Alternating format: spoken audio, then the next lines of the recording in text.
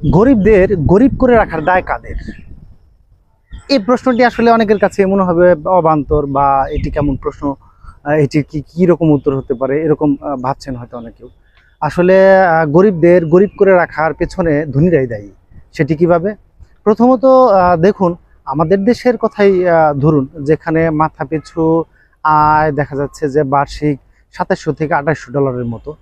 তার মানে হচ্ছে প্রতি মাসে যদি আয় আমরা গড় করে হিসেব করি, 27 থেকে 28 হাজার টাকা মাথা পিছু আয়।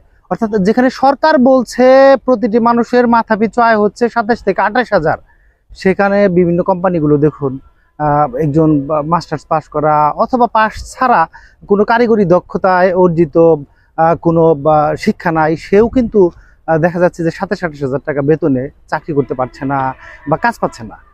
তো তার মানে সে তার দৈনন্দিন যে নিডস মেটানোর জন্য যে পর্যাপ্ত পরিমাণ টাকা সেটিও পাচ্ছে না, এবং প্রয়োজন মিটিয়ে যে কিছু টাকা সাশ্রয় করে সে অন্য কিছু করবে সেটিও আসলে সম্ভব হচ্ছে না।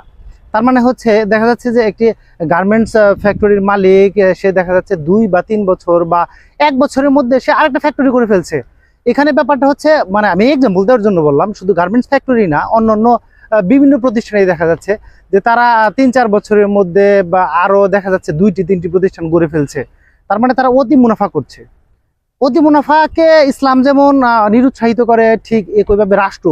অর্থাৎ আপনি 10 টাকার একটি পণ্য কিনে এনে অন্য জায়গায় 20 টাকা বিক্রি করতে পারবেন না। এটি কিন্তু আসলে নৈতিকতার মধ্যেও পড়ে না, আইন বিরুদ্ধ, এবং ইসলামিক দৃষ্টিকোণ থেকেও এটি নিষিদ্ধ। অর্থাৎ 10 টাকায় কোনো প্রোডাক্ট কিনে সেখানে খরচপাতি সবকিছু দিয়ে হয়তো বা 11 টাকা পড়বে, আপনি 1 টাকা অথবা 2 টাকা লাভ করতে পারেন। সেখানে আপনি দ্বিগুণ মুনাফা করার কোনো সুযোগ নেই। অর্থাৎ এই যে যারা ধনী ব্যক্তি আছে, তারা কিন্তু আসলে একরকম এভাবেই আসলে আর্থিকভাবে শোষণ করেই গরিবকে আরো গরিব রাখছে।